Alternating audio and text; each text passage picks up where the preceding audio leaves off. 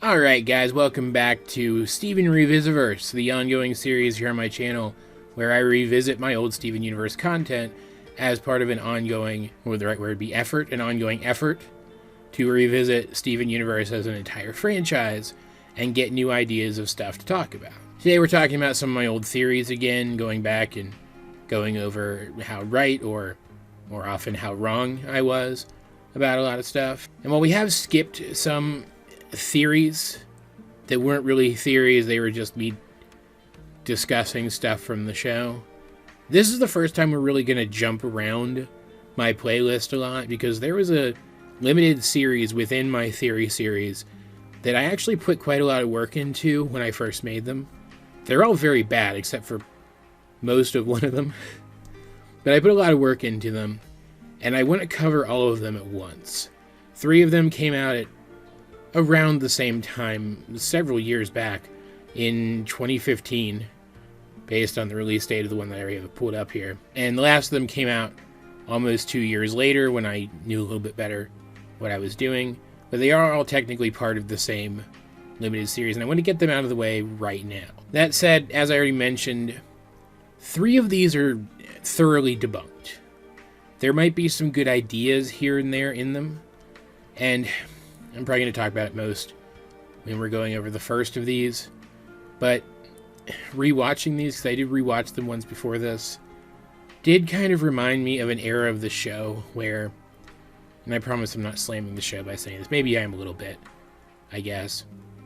It seemed for a while like the show's lore was always going to be a thing, that the deep, secretive lore of the show was always going to be part of it, and that lore reveals were going to be used to develop the characters. And eventually that stopped being the case as much, and I really miss that era of the show, and these theories, I think, encapsulate the vibe of that era of the show, my favorite era of the show. And so revisiting them was very nostalgic for me, regardless of how good they are. But yeah, 3 of them are completely 100% debunked. The 4th of them, which is actually the 2nd of them chronologically, though, isn't as much. Like, I guess some aspects of it are, technically, but I still feel like, hear my dogs in the background there, I still feel like some of the general ideas of that one might be correct, or at least verging on correct, and I still think the general vibe of it makes sense. I'm using the word vibe a lot more today than I expected I would, because again, I don't script these videos out anymore. I just have some bullet points right here that are slightly outside of the recording space of my screen capture software, so you guys can't see them. Yeah, I'm not expecting to spend a lot of time on these. I'm going to lament that lost era of the show a little bit, and probably talk more than anything about what I feel from that second theory could still be correct, and why I still think generally I still headcanon a lot of it to be at least partly true, right? And I do have some new ideas. They kind of build off of the ideas in that second of these 4 theories, but regardless of how in-depth this goes, I think this one's going to be a lot of fun. Also, I want to apologize right out the gate. I'm a little stuffy today. My allergies are really acting up, but I couldn't put making this video off any longer. A friend of mine's actually coming back into town this week. I'm going to be spending some time with him, and it's going to... Let's just say I had to reallocate time to actually get recordings done to accommodate that, which is good, right? But also vaguely annoying. But without further ado, let's jump right in to the Lapis Lazuli Conspiracy, or just the Lapis Conspiracy, part 1 of my 4-part conspiracy series. Before we get into this one, I actually want to point out this one is actually based on some ideas put forth and some observations put forth by a Tumblr user who, I don't really interact with them anymore. I don't even really know if they still go by this, but they were Radioactive Supersonic, I think, at the time. I kind of meshed some of their ideas with an idea that I'd been floating around, that the lighthouse gem might be Blue Diamond, and it goes into the... But yeah, I just wanted to point that out. I pointed out in the original theory video as well, which you guys can and should go rewatch right now. I'm going to be covering a small portion of it here, but I wanted to make sure I did that in this specific video as well. Because when it comes down to it, my Lapis conspiracy video is more or less just a dramatized version of my take on those ideas. Yeah, let's go ahead and start this stinking thing. Steven Universe and all associated images are property of Cartoon Network. I missed this whole intro. And, well, she's very powerful, able to fight Garnet, Pearl, Amethyst, and Lion all at once. She's blue. Oh, yeah, she was trapped in a mirror, which was found at the Galaxy Warp. I mentioned her being in the mirror, but I didn't talk about it. This is what I mean by it basically being a dramatic rendition of my takes. I did this a couple of times. I don't do it a lot, because it's kind of hokey these days to try something like that on YouTube. And well, I wouldn't mind being a little hokier. I have no confidence in myself. But I'm playing it off like I'm coming upon this theory as I go. I remember that being a lot of fun. Maybe that's something I'll do some more often on the channel. I don't know. Now, typically, I think it's unlikely that the gems that are used in this kind of situation are conscious, which is why it makes sense that the crystal gems didn't seem to know anything about the fact that there was a conscious gem in the mirror. And I still think that's true to this day, and I go on there to feign like I'm just recognizing for the first time how shocked all the different characters were. And I still think that's true to this day, not so much as I used to now that we've seen that the diamonds use gems as literal objects. But I still think the reaction of the crystal gems there, not realizing that the mirror could have a thinking being in it, tells me that at the very least that mirror wasn't supposed to have a conscious gem in it, which tells me that some gems that are used to power things aren't conscious, right? And I go on to feign like I'm just recognizing for the first time that their harsh response there was a little suspect, but now we know that it's because they think she's probably like a diamond agent or something, right? And I do a fake intermission. It was very hilarious.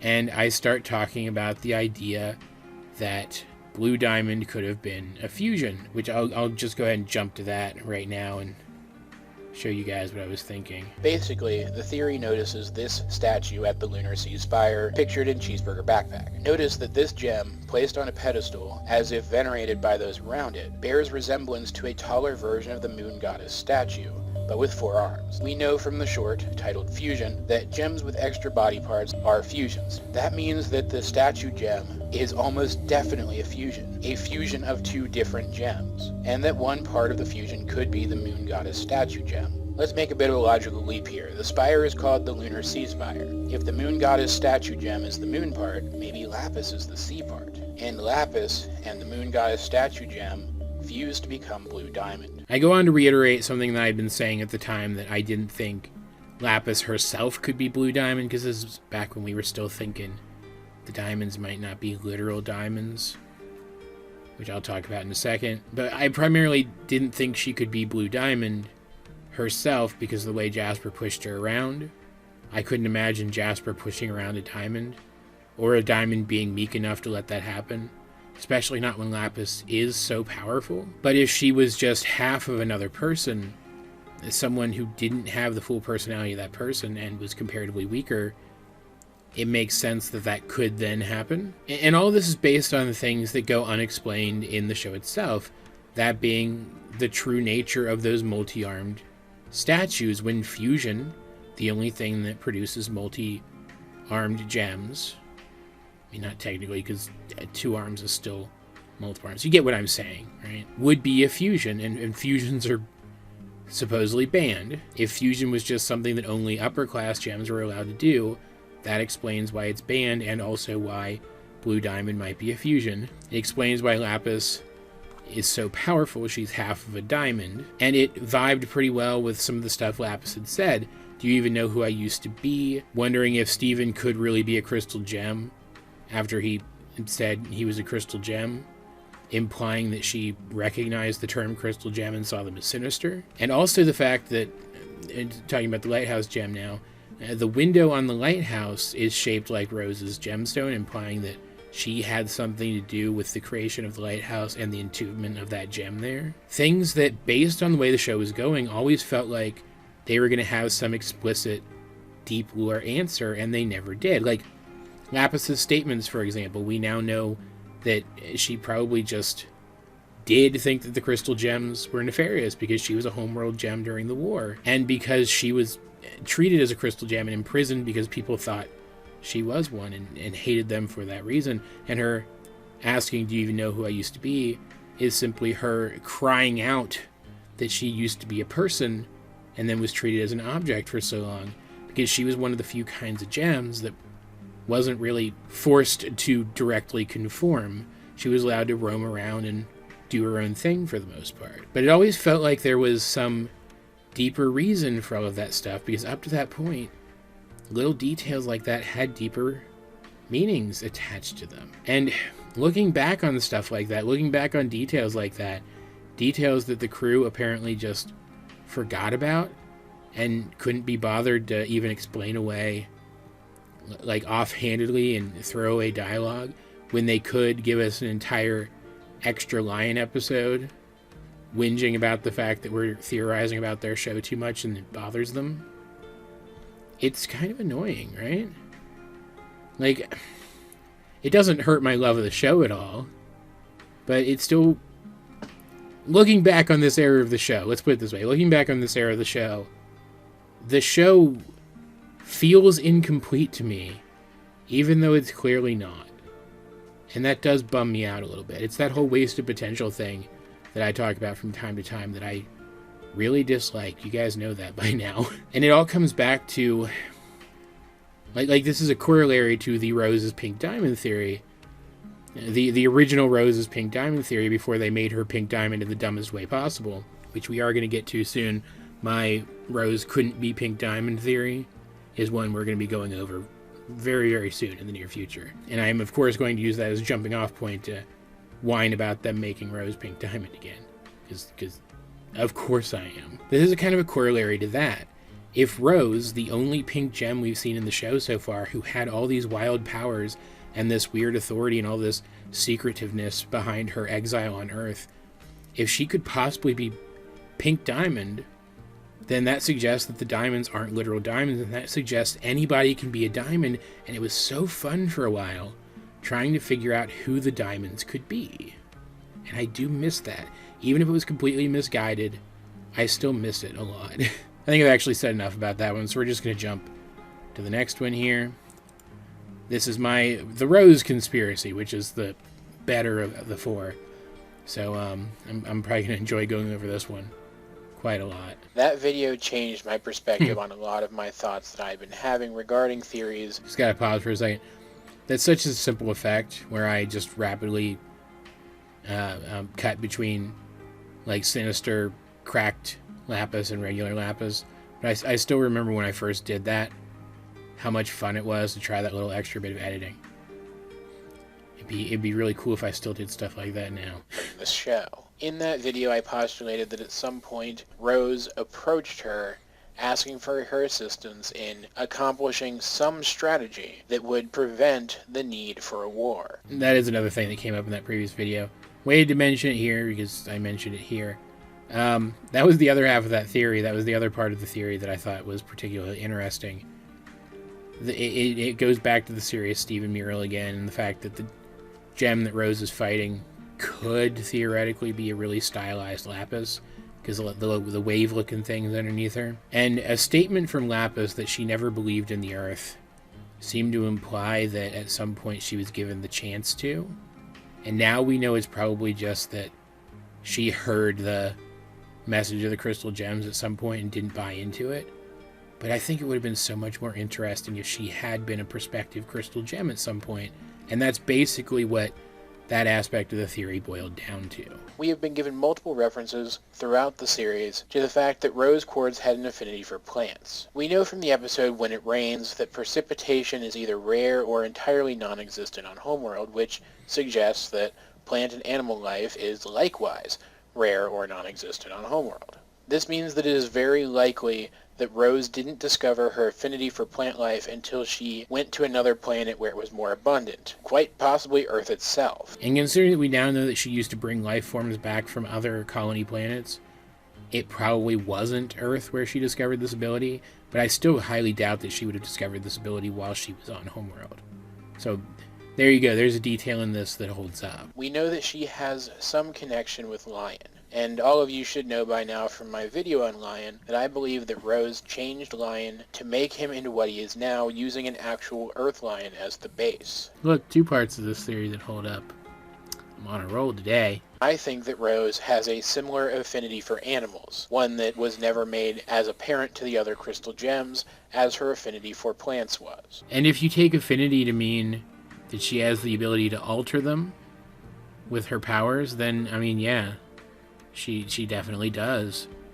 Animals or people, technically, too, since that's something that Steven can do. Imagine this. Homeworld was, long ago, a life-sustaining planet until over-kindergartening drained its life away until, in order to continue to reproduce, the gems had to branch out to other life-sustaining worlds. Rose didn't like this, but the gems had yet to encounter a planet with other sentient life forms, so there was no need for her to take drastic measures. I mean, like a lot of this isn't directly confirmed in the show, but so much of this remains inferred through basically the whole show. But either way, Rose clearly saw something in humanity and took to humans. And even as she carried out her duties on Earth, I think she protested heavily against kindergartening the planet. So, given this situation, what could Rose do to spare humanity? She could fight, but I imagine that such a thing as civil war amongst gems at the time was unheard of. Still, I think this would have been Rose's first and only recourse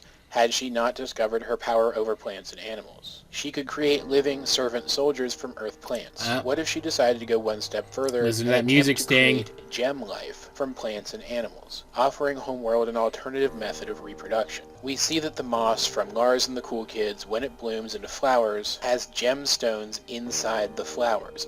Gemstones which seem to be crude reproductions of the rose quartz gemstone. There's also, well, Lion himself. And the lizard that Lion is eating in Lion 2, the movie, which has a meaty physical body, but also seems to have gemstones growing down its back. Not to mention the Heaven and Earth beetles, which have bodies entirely different than any other gem we've ever seen, including corrupted gems. Okay, I was wrong about that one. But the rest of this stuff still lines up, right? Like, what the heck are those things? The flowers and the lizard, what are they? We never get an answer for that. Why was Rose so invested in that moss? She had to have had a reason. Did she grow it? Like, specifically to have gemstones in it? Was she trying to accomplish something with it? And where the heck did that lizard come from?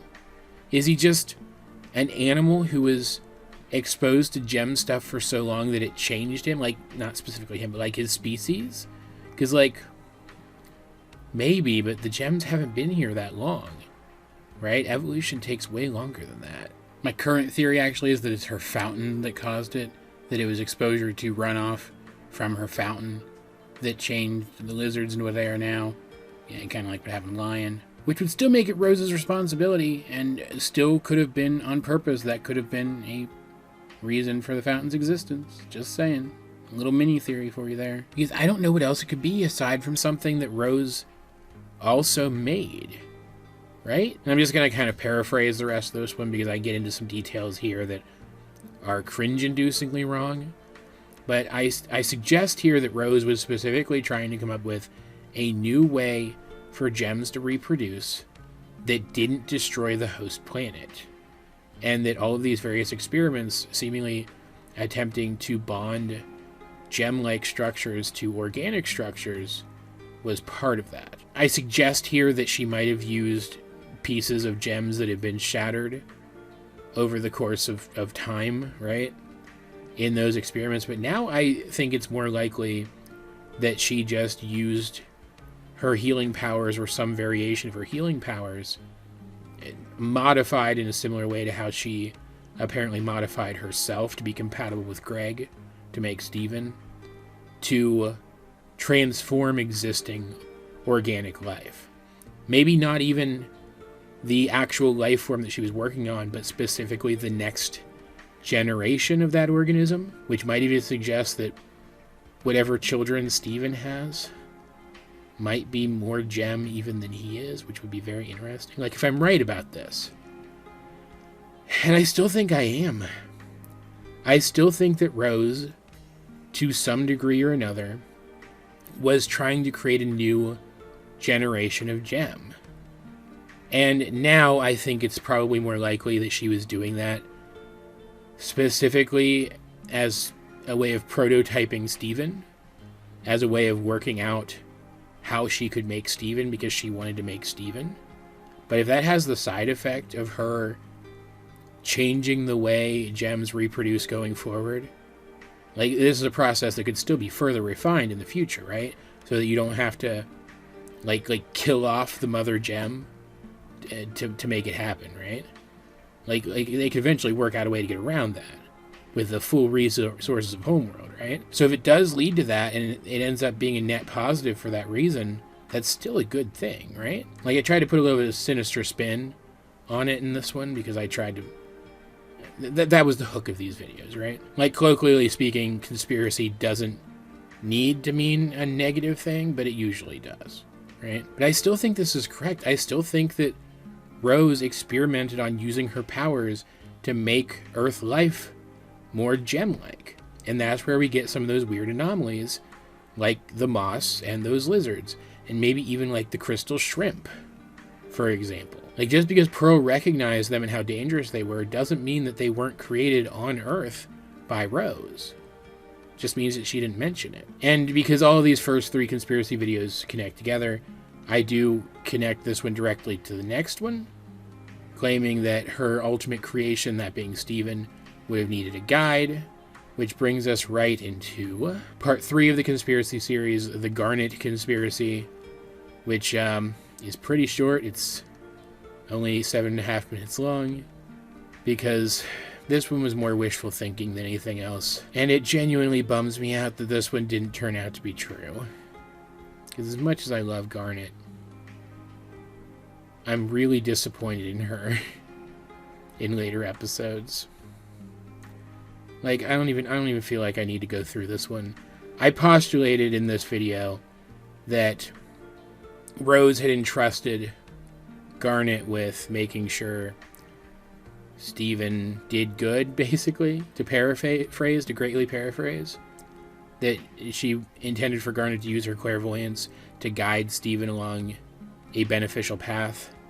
And that because of that, Garnet would have known what Rose's plans were. And that's why Garnet sometimes seemed like aloof and unconcerned with Steven's well-being, because she was actively guiding him towards something that would have been for his betterment and the betterment of everybody. That Steven has a destiny thing that the crew implied super heavily for a very long time, and then decided, no, we never actually intended for that to be part of the show. And I get where they were going. They wanted it to feel like Steven was heading towards something, because that's how the other characters saw him, so that it would be more jarring when we realize, no, this is just a kid who probably shouldn't have been put in these situations in the first place. But if Garnet wasn't trying to guide Steven towards something specific, like something specific and well thought out and well planned for, then some of her behavior is really frustrating, because she's literally clairvoyant. Like, there's some nuance to her power, but we've seen it. We have literally seen what her future vision looks like. She can literally see possible futures, and it always bummed me out that she never prepared for the worst possible futures, which she should have been keeping a lookout. Like, I get that she probably didn't want to live her life as an early warning system for everybody else, that she didn't want that to be all that she was, but she was responsible for this literal child. If I had that power, I wouldn't have been able to keep myself from using it to keep him safe. Basically, this entire video is me wishing desperately that Garnet knows something that we don't know, to explain some of her more interesting behavior, which sometimes was correct, but like I was thinking overall, right? And it turns out at the end that she didn't really. She was just doing her best, and her best wasn't always good enough. And that's fine, but again, all of this stems from that era of the show where it felt like everything meant something. And so it felt like Garnet's detachment from things might also mean something, right? The last of these, being so detached from the other ones, is detached from the other ones. I'm actually going to go through this one because I didn't remember this one at all prior to rewatching it, prior to making this video. I'm actually... Do I remember the whole thing now, even? No, I don't, do I? Huh. That's embarrassing. Literally just watched it an hour ago. Well, an hour prior to starting the video, so an hour and a half ago. So let's just run through this one. I'll react to it, and then I'll talk about it a little bit at the end. This one's pretty silly, though. I do remember that much. Okay, so if you guys haven't seen my previous theory video where Hey, it's Avatar, AJ. We're seeing him way earlier in this series than we should have chronologically. It's good to see him, though. I should use him more often. But yeah, this stems from that era of the show where it really didn't feel like Pink Diamond and Rose Quartz could be the same person. Ergo, Rose must have actually shattered Pink Diamond. And I decided that it was probably Yellow Diamond who helped her, if any of them did. And this video is basically my reasoning as to why I think that. I hinted heavily but didn't state outright in that video that I consider Rose's most likely accomplice to be Yellow Diamond herself. Because Yellow Diamond's kind of a biatch. That Yellow Diamond, for some reason, wanted to see Pink Diamond shattered. At the end of the day, I think that Yellow's motivations come down to a couple of very simple factors. I think that Yellow was embarrassed by Pink Diamond, and I think that Yellow wanted to further increase her own power and influence over Homeworld as a whole. And clearly, I think the take that Yellow was embarrassed by Pink isn't a terrible one, but like, she was embarrassed by Pink in the way that you're embarrassed by a younger sibling more than anything. And maybe getting rid of Pink Diamond, maybe Pink Diamond being removed from the situation, let's put it, did allow Yellow to allocate more power for herself in the aftermath. But knowing that the other diamonds were just stuck under the thumb of White just as much as anyone else kind of negates that idea. That's not really a thing that Yellow could have sought. Really, she couldn't have sought more power, not in any substantial kind of way. And that the presence of only the two circles in Pink Diamond's mural suggests that the Earth was her only colony, for whatever reason. And of course that doesn't mean that she would be the only diamond involved in the colony, or that she never would have been involved in any other colonies before it. And regardless of how colonies were doled out, Pink must have had some involvement in other colonies. So there must have been some mixed involvement between all of the different diamonds when it came to colonization, because we know Pink used to take life forms from other colonies back to Homeworld. That's a thing that she did. So I still think that observation holds up. That just like any other gems, these, let's say 3, because I don't think White did any direct colonization very often, right? These 3 characters each had roles to fill in their society.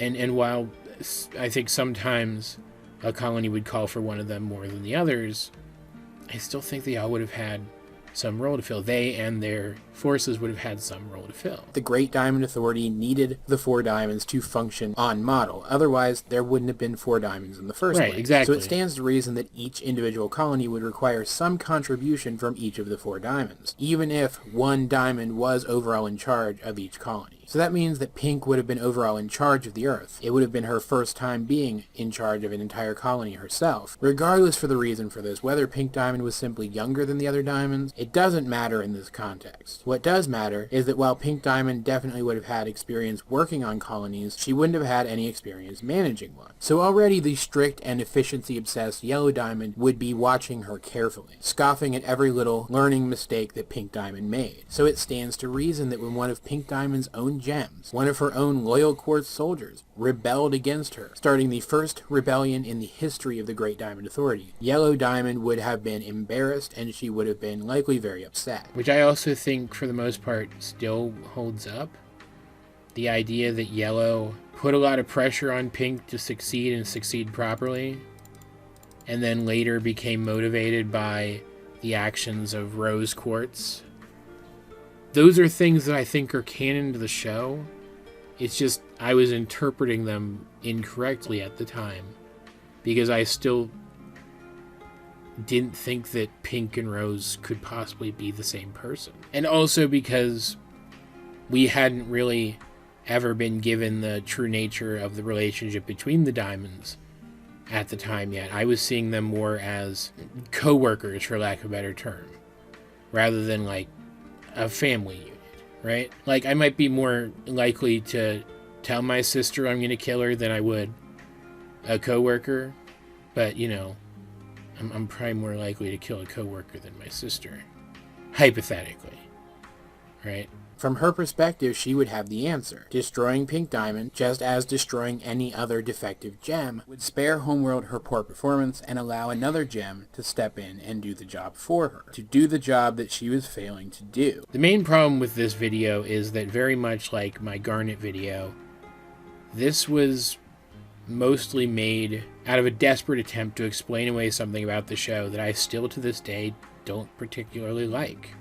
I don't particularly like the idea that Rose and Pink Diamond are the same person. So anything to help solidify the idea that Rose really did shatter Pink Diamond because she wasn't Pink Diamond, anything that showed how that might have occurred, why that might have occurred, was something that I was very interested in exploring at that time. Like, there's a detail here that I think is really on point and lines up with some of the stuff that we saw later.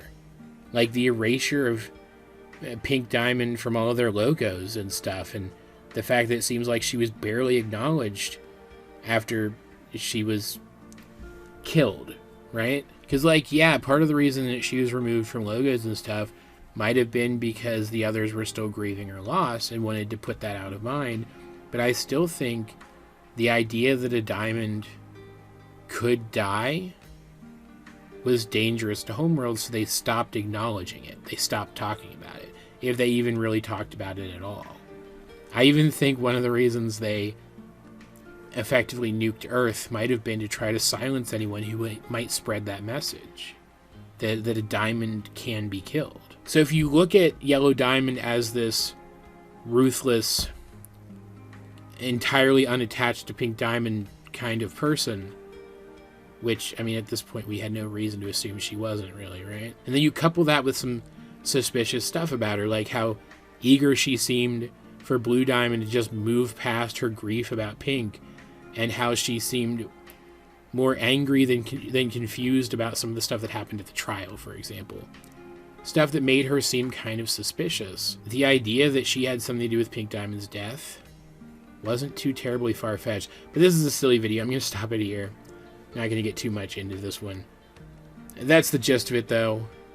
I assumed that Yellow Diamond was so pissed off by Pink's poor performance and so frustrated and so afraid of the idea of a weak diamond that she would rather just shatter Pink and sweep her under the metaphorical rug. Which, I don't know, based on how frustrating she seemed to find Pink Diamond, if they weren't effectively family, I could almost still see her doing that, right? Like, Yellow does kind of seem the type. Or did at the time. She doesn't really, as of, like, the end of the show, right? Actually, there is one more point that I want to revisit in this one from this video, because I still like it to this day. Like, it's wrong, obviously, but I still think this would have been a really cool reason for why Yellow would kill off Pink Diamond and start a war to do it. Because the implication is that, like, she was cool with the war, too. Because it allowed her to push for greater militarization, because the military seems to be her thing, right? I still think this is a good idea, and I just want to share it with you guys. And began pushing for the development of technologies that would be useful in fighting another rebellion should one ever arise, beginning with the development of the ultimate weapon, a gem capable of cracking a planet in half. I am, of course, talking about the cluster. It was after Pink Diamond's death that the other diamonds decided to abandon the Earth as a colony and instead turn it into an incubator for the cluster. See, isn't that a cool idea? That Yellow might have staged all of this and to incite the creation of the cluster and also the greater militarization of their world to increase her own power specifically. I don't hate the idea of the diamonds as basically a family unit. But again, this is something that I think could have been really interesting if they had pursued this angle. And I think everything necessary for this angle to be correct is in there. You just would have had to interpret a couple details slightly differently. But, yeah, I enjoyed going back over these. They're very silly. Even the Rose conspiracy one is very silly. I still think there are some excellent ideas in that one that could actually technically still be true. But it's a goofy video. All these videos are very goofy. I had so much fun revisiting them, though. Like, they're good goofy, I think. As per usual, though, I'd like to know, what do you think of these old theories? Did hearing any of these old ideas give you nostalgia like it did me? Did hearing any of these older details about the show, specifically some of these ones that I still don't feel are adequately explained, give you any new ideas about the show and its lore? Let's get a discussion going in the comment section down below. And while you're down there, you might as well like the video and share it with anyone else you think might enjoy my content. Subscribe if you haven't. You can check out my social medias. Links to those will be in the video description. Next time, we'll get back to revisiting episodes of the show. We're getting into an interesting era of the show at this point. We're further entrenching ourselves in it, so that's going to be pretty cool. But anyway, in the meantime, this has been AJ22, and I will talk to you guys later.